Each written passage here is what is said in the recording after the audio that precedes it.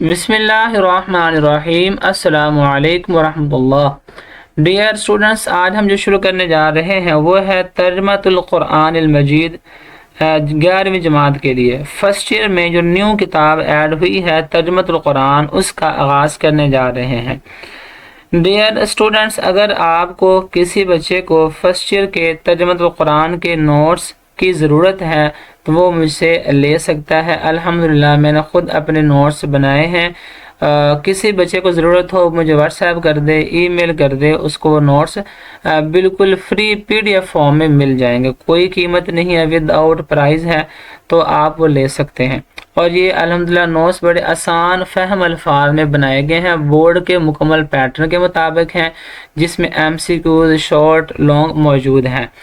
और इसके अलावा इस दफ़ा जो हमारे फर्स्ट ईयर जो बच्चे जिन्होंने पेपर दिया, अल्हम्दुलिल्लाह बहुत अच्छा उनका पेपर हुआ और हमें बहुत ज़्यादा उम्मीद है कि हम के जो बहुत ज़्यादा बच्चे हैं वो फुल मार्क्स हासिल करेंगे इंशाल्लाह। 50 में से 50 मार्क्स ज़रूर वो लेंगे। जिसको भी चाहिए हो तो आप रब्ता करें, वो आपको नोट्स मिल जाएंगे। और जो पेपर आया था अल्हम्दुलिल्लाह वो मुकम्मल पूरा का पूरा पेपर नोट्स में था। एक भी एमसीक्यूज शॉर्ट लॉन्ग बाहर से नहीं था, तो आप भी ले सकते हैं।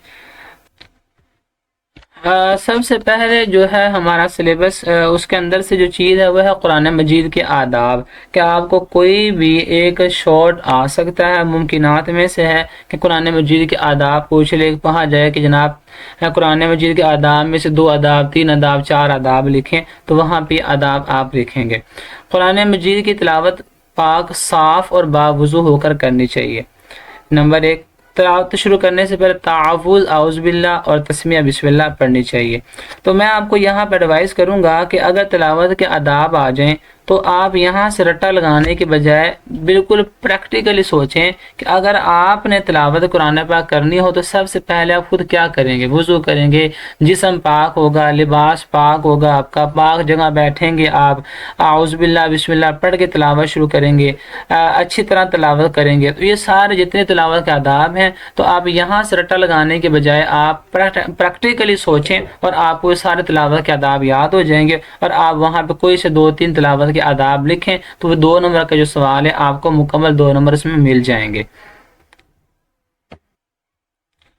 अब यहाँ से शुरू हो रहा है सूरतुल बकरा का तारुफ और उसकी खसूसियात कि सूरह बकरा का तारुफ क्या है, उसकी खसूसियात क्या है, वो हम यहाँ से अब शुरू करते हैं।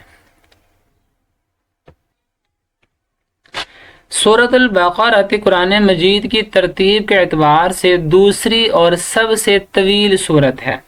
डियर स्टूडेंट्स, यहाँ पे आपके सामने 2 MCQs हैं। नंबर 1 ये है कि कुरान मजीद के तरतीब के एतबार से ये दूसरी सूरत है। तरतीब तौक़ीफ़ी के लिहाज से दूसरी सूरत है सूरह बकरा। पहली है वो सूरह फातिहा है और दूसरी सूरतुल बकरा है। ये पहला MCQs आपके लिए। और दूसरा MCQ यहाँ पे यह है कि सबसे तवील सूरत है। सूरह बकरा कुरान मजीद की तमाम सूरतों में से सबसे बड़ी सूरत है। आगे इस सूरत में कुल 286 आयात हैं। ये भी MCQ से पूछा जा सकता है सूरह बकरा की कुल कितनी आयात हैं, तो ये 286 आयात हैं। तो इसके आगे आप ये भी ऐड कर लें कि इसमें 40 रुकू हैं। सूरह बकरा के कुल 40 रुकू हैं, ये भी आप शामिल कर लें। यहाँ नहीं लिखा हुआ तो बहरहाल आप इसको शामिल कर लें कि सूरह बकरा के अंदर जो कुल रुकू हैं वो 40 रुकू हैं। तो रुकू आपको पता होना चाहिए। ये भी एक MCQ आपको इस किसी भी लिहाज से आ सकता है। आगे सूरतुल बकरा का आगाज हरूफ मुक़त्तआत से होता है। ये भी MCQ है कि सूरह बकरा जब आगाज होता है वो किन हरूफ से होता है, हरूफ मुक़त्तआत से होता है। और आगे आपको फिर है हरूफ मुक़त्तआत से कुरान मजीद की कुछ सूरतों के शुरू में आने वाले वो हरूफ हैं जिनके मानी अल्लाह ताला और हज़रत मोहम्मद मुस्तफ़ा सल्लल्लाहु अलैहि वसल्लम के सिवा कोई नहीं जानता। यहाँ पे फिर शॉर्ट क्वेश्चन है कि हरूफ मुक़त्तआत से क्या मुराद है, हरूफ मुक़त्तआत किसको कहते हैं। ये लास्ट टाइम भी आया था, तो आपने ये याद करना है कि कुरान मजीद की कुछ सूरतों के शुरू में आने वाले वो हरूफ हैं जिनके मानी अल्लाह ताला और हज़रत मोहम्मद रसूलुल्लाह सल्लल्लाहु अलैहि वसल्लम के सिवा कोई नहीं जानता। इसमें 2 चीज़ें आप और ऐड करेंगे। हरूफ मुक़त्तआत कुल कितने हैं, तो ये कुल हरूफ मुक़त्तआत 14 हैं। 14 हरूफ मुक़त्तआत जो कुल 14 हैं। اور دوسرا آپ یہاں پہ یہ یاد کریں گے کہ حروف مقطعات کتنی ایسی صورتیں ہیں جن کا آغاز حروف مقطعات سے ہوتا ہے. تو قرآن مجید کی 29 ایسی صورتیں ہیں جن کا آغاز جو ہے وہ حروف مقطعات سے ہوتا ہے.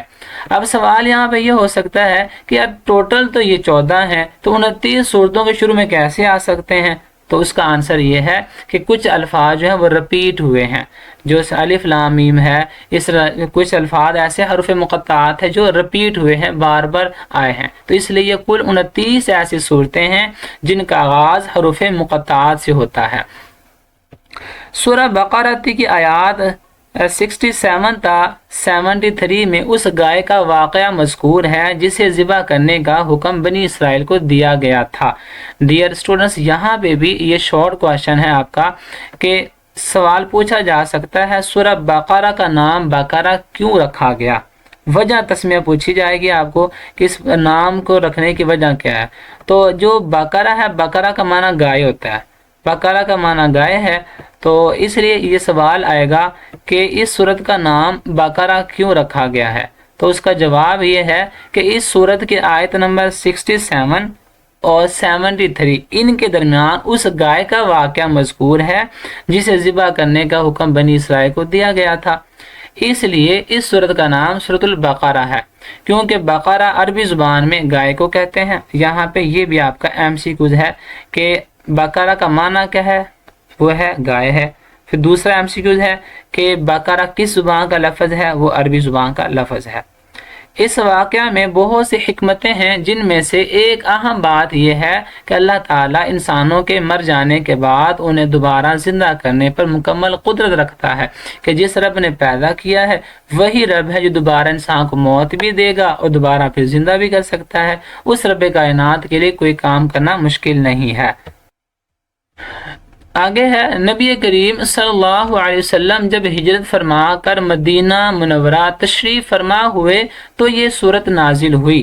اب یہاں پہ یہ بھی MCQ ہے کہ سورۃ البقرہ کب نازل ہوئی تھی؟ یہ ہجرت مدینہ کے بعد نازل ہوئی جب رسول پاک علیہ الصلوۃ والسلام مکہ چھوڑ کے مدینہ پاک آ گئے تھے.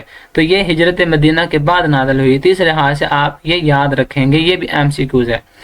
مدینہ منورہ میں جن لوگوں کو اسلام کی دعوت پیش کی جا رہی تھی وہ مکہ مکرمہ کے رہنے والوں سے بہت مختلف تھے.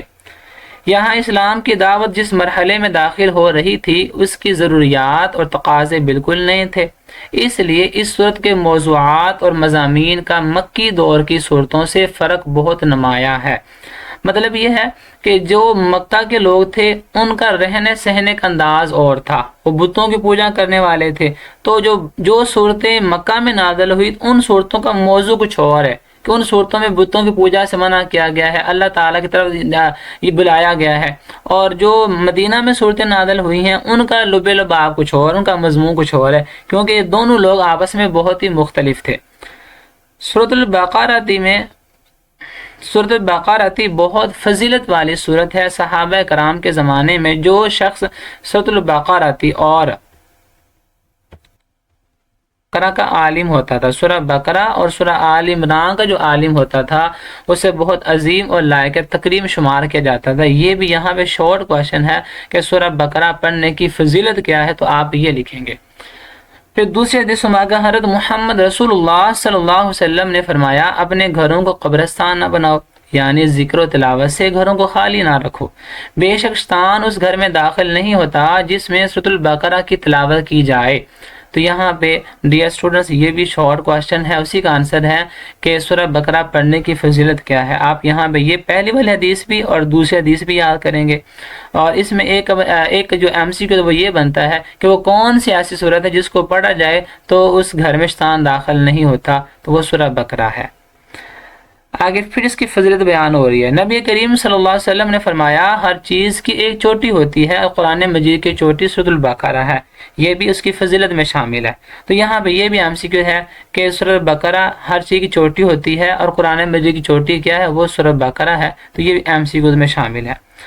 حضور اکرم صلی اللہ علیہ وسلم نے فرمایا سورۃ البقرہ پڑھا کرو، اس کے پڑھنے میں برکت، چھوڑنے میں حسرت بد نصیبی ہے، اور اہل باطل، جادوگر، کاہن اور مکار لوگوں کا اس پر بس نہیں چلتا۔ جادوگر سے مراد ہے جو عام جادوگر کرتے ہیں، کاہن سے مراد ہوتا ہے جو فال وغیرہ نکالتے ہیں، فال نکالتے تھے، وہ فیوچر بتاتے تھے تمہارا آنے والا کل کس طرح کا ہوگا، انہیں کاہن کہا جاتا ہے۔ مکار سے مراد دھوکے باز، فریبی لوگ ہیں، ٹھیک ہے۔ تو اس لوگوں کا اس پر بس نہیں چلتا، یعنی ان کا فریب اثر نہیں کرتا، یعنی کہ جو جادوگر ہیں، کاہن ہیں، مکار لوگ ہیں، یہ سب لوگ جو ہیں جہاں سورہ بقرہ پڑھی جاتی ہے وہاں ان کا کوئی اثر نہیں ہوتا، اس لیے اپنے گھروں میں سورہ بقرہ پڑھنے کا حکم آقا کریم علیہ الصلوۃ والسلام نے ارشاد فرمایا ہے۔ سورۃ البقرہ قرآن مجید کی 7 طویل صورتوں میں سب سے بڑی صورت ہے۔ یہاں پہ یہ MCQs بھی ہے کہ قرآن مجید کی کتنی صورتیں ہیں، جو سب سے بڑی ہیں وہ 7 صورتیں ہیں، جو سب سے بڑی صورتیں ہیں۔ اور اس کے بعد یہ ان 7 صورتوں میں سب سے بڑی کون سی ہے؟ سورہ بقرہ ہے۔ اور پھر یہ تیسرا MCQ ہے کہ قرآن مجید کے سب صورتوں میں سب سے بڑی کون سی؟ سورہ بقرہ ہی ہے۔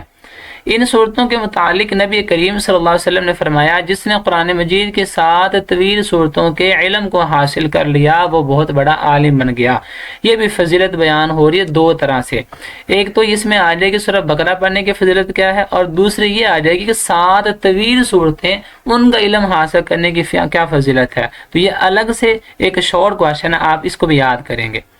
آگے سورۃ البقرہ کی آخری 2 آیات کے بارے میں حضور اقدس صلی اللہ علیہ وسلم نے فرمایا جو شخص بھی سورۃ البقرہ کی آخری 2 آیات رات میں سونے سے پہلے پڑھے گا اس کے لیے کافی ہو جائیں گی۔ تو یہاں پہ یہ بھی شارٹ ہے کہ سورہ بقرہ کی آخری 2 آیات پڑھنے کی فضیلت کیا ہے، تو آپ یہاں پہ یہ حدیث سنبھال کر لکھیں گے۔ سورۃ البقرہ کے مضامین کی گہرائی اور وسعت کا اندازہ اس بات سے لگایا جا سکتا ہے کہ حضرت عمر بن خطاب رضی اللہ تعالی عنہ جیسے جلیل القدر صحابی کو اس سورت کو مکمل طور پر سیکھنے میں 12 سال لگے۔ یہ بھی آپ کا MCQ ہے کہ حضرت عمر فاروق کو سورہ بقرہ سیکھنے میں کتنے سال لگے؟ 12 سال لگے، اس کو آپ یاد کریں گے۔ جبکہ ان کے صاحبزادے حضرت عبداللہ بن عمر رضی اللہ تعالی عنہ کو اس صورت کو 8 سال میں اس کے تمام مضامین کے ساتھ سیکھا۔ تو یہ بھی MCQ ہے کہ آپ کے جو بیٹے عبداللہ بن عمر ہیں انہوں نے 8 سال میں سیکھا ہے اس کو، سورۃ بقرہ کو۔ تو یہ دونوں MCQ بڑے اہم ہیں۔ آگے ہے آیت الکرسی کی فضیلت۔ آیت الکرسی قرآن مجید کی بہت فضیلت والی آیت ہے اور تمام آیتوں کی سردار ہے۔ سورہ بقرہ کی آیت نمبر 255 آیت الکرسی کہلاتی ہے۔ بیٹا یہاں پہ 2 MCQs ہیں۔ پہلا MCQ ہے کہ تمام آیات کی سردار کون سی ہے؟ وہ ہے سورہ بقرہ کی جو آیت نمبر ہے 255 آیت الکرسی۔ جو آیت الکرسی ہے وہ تمام آیات کی سردار ہے۔ دوسرا MCQ ہے سورہ بقرہ کی آیت نمبر 255، یہ آیت الکرسی ہے۔ یہاں پہ یہ پوچھا جا سکتا ہے کہ آیت الکرسی کا آیت نمبر کون سا ہے، یا سورۃ البقرہ کی آیت نمبر 255 کیا کہلاتی ہے؟ تو وہ آیت الکرسی کہلاتی ہے۔ آیت الکرسی کے بارے میں نبی کریم صلی اللہ علیہ وسلم نے فرمایا جو شخص ہر فرض نماز کے بعد آیت الکرسی پڑھتا ہے اسے جنت میں داخل ہونے سے صرف موت ہی روکے رکھتی ہے۔ بیٹا یہاں پہ یہ پھر آپ کا ایک شارٹ کویشچن آ جاتا ہے کہ آیت الکرسی پڑھنے کی فضیلت کیا ہے، تو یہاں پہ آپ یہ والی حدیث سنبھال کر لکھیں گے۔ آیت الکرسی پڑھنے کی فضیلت یہ ہے کہ جو بھی ہر فرض نماز کے بعد پڑھے گا اسے جنت میں جانے سے صرف موت ہی روکے رکھتی ہے۔ مطلب یہ ہے کہ جب تک وہ مرے گا نہیں تو جنت میں نہیں جائے گا، مرتے ہی وہ جنت میں چلا جائے گا، یہ آپ نے یاد رکھنی ہے۔ اس کے بعد ہے حضرت محمد رسول اللہ صلی اللہ علیہ وسلم نے فرمایا جب تم اپنے بستر پر جانے لگو تو آیت الکرسی پڑھ لیا کرو، صبح تک اللہ تعالیٰ کی طرف سے تمہارے لیے ایک محافظ مقرر رہے گا اور شیطان تمہارے قریب نہیں آ سکے گا۔ تو یہ بھی آیت الکرسی پڑھنے کی فضیلت ہی ہے۔ آپ یہ دونوں حدیثیں یاد کر لیں، اگر آپ کو آ جائے کہ آیت الکرسی پڑھنے کی فضیلت لکھیں یا ایک حدیث لکھیں تو وہاں پہ آپ یہ حدیث ان میں سے کوئی بھی لکھ سکتے ہیں۔ آیت الکرسی میں اللہ تعالیٰ کی وحدانیت یعنی اس کی یکتا ہونے کا بیان ہے۔ اس آیت میں اللہ تعالیٰ کی قدرت اور صفات کا بھی بیان ہے۔ آگے سورۃ البقرہ کے مضامین اور اہم نکات۔ سورۃ البقرہ قرآن کا مرکزی مضمون ہدایت ہے۔ سورۃ البقرہ کے بالکل شروع میں ان لوگوں کی صفات بیان کی گئی ہیں جو قرآن مجید سے ہدایت حاصل کرنے کی صلاحیت رکھتے ہیں۔ یہاں پہ یہ MCQ ہے کہ سورہ بقرہ کا مرکزی مضمون کیا ہے؟ ہدایت ہے، اور یہ شارٹ بھی ہو سکتا ہے۔ اور اس کے بعد یہ بھی MCQ ہے کہ یہ شارٹ بھی ہے کہ سورہ بقرہ کے شروع میں کن لوگوں کی صفات بیان کی گئی ہیں؟ ان کی صفات بیان کی گئی ہیں جو ہدایت حاصل کرنے کی صلاحیت رکھتے ہیں۔ اس صورت میں وعدہ کیا گیا ہے کہ جس طرح اللہ تعالیٰ انسانوں کی ہدایت کے لیے انبیاء کرام علیہ السلام کے ذریعے سے کتابیں بھیجتا رہا ہے، اسی طرح اس نے حضرت محمد رسول اللہ صلی اللہ علیہ وسلم کو بھی قرآن مجید کے ساتھ مبعوث فرمایا ہے۔ یہ واضح کیا گیا ہے کہ آپ صلی اللہ علیہ وسلم پر ایمان لائے بغیر ایمان کا دعویٰ قبول نہیں ہے۔ جب تک رسول پاک علیہ الصلوۃ والسلام پر ایمان نہیں لائیں گے، نبی نہیں مانیں گے، آخری نبی نہیں مانیں گے، ایمان مکمل نہیں ہو سکتا۔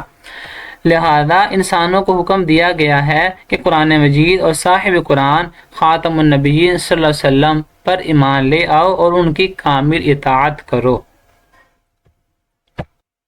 سورۃ البقرہ کے مضامین کو درج ذیل نکات کی صورت میں بیان کیا جا سکتا ہے۔ سورۃ البقرہ کا آغاز اسلام کے بنیادی عقائد یعنی توحید، رسالت اور آخرت کے بیان سے ہوا ہے۔ اسی ضمن میں انسانوں کی 3 قسمیں یعنی مومن، کافر اور منافق بیان کی گئی ہیں۔ ڈیئر اسٹوڈنٹس، یہاں پہ یہ شارٹ کوشچن ہے کہ سورۃ البقرہ کے جو آغاز ہے وہ کن عقائد سے ہوا ہے یا کس سے ہوا ہے؟ تو یہ بنیادی عقائد توحید، رسالت اور آخرت کے بیان سے ہوا ہے۔ اب توحید کیا ہے؟ اللہ تعالیٰ کو ایک ماننا ہے۔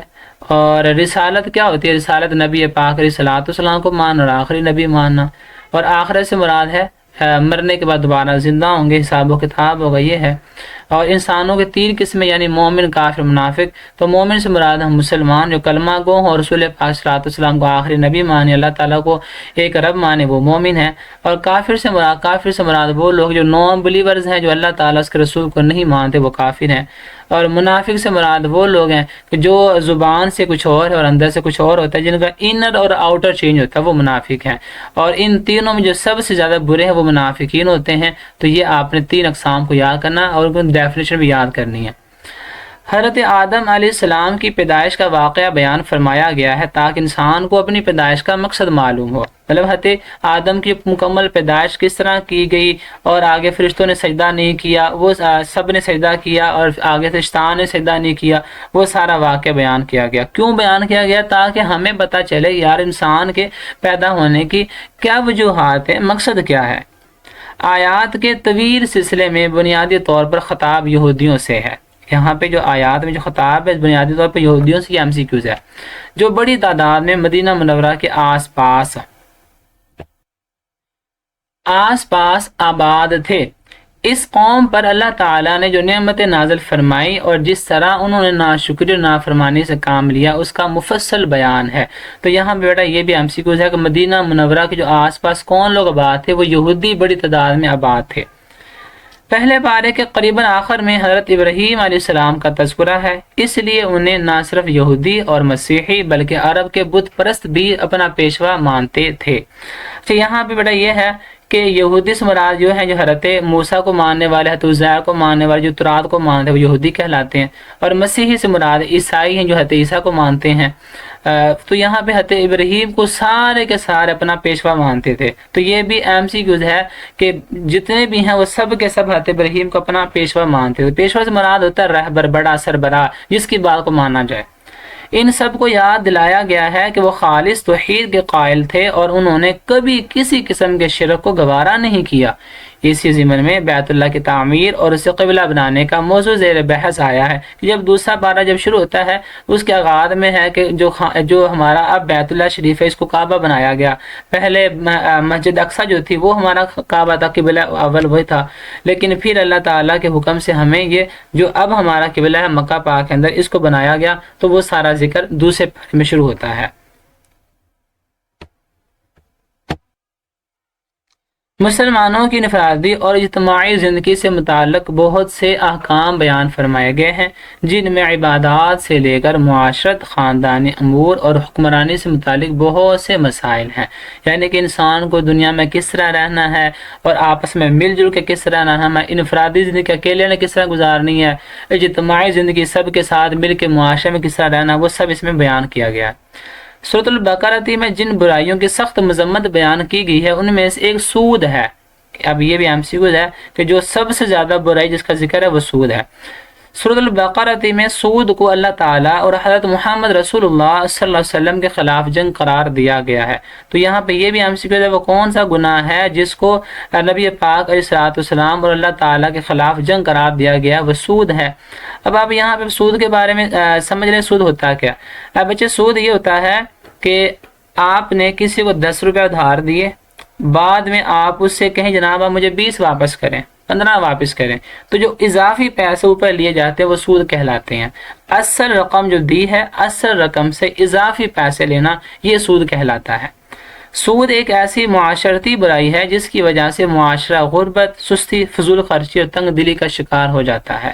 یہاں پہ یہ بھی ایک MCQ ہے کہ جو سود ہے وہ اس کا نقصان کیا ہے، اس سے بندہ کیا ہوتا ہے، معاشرے میں غربت پھیل جاتی ہے، سستی پھیل جاتی ہے، فضول خرچی بڑھ جاتی ہے، تنگ دلی کا شکار ہو جاتا ہے۔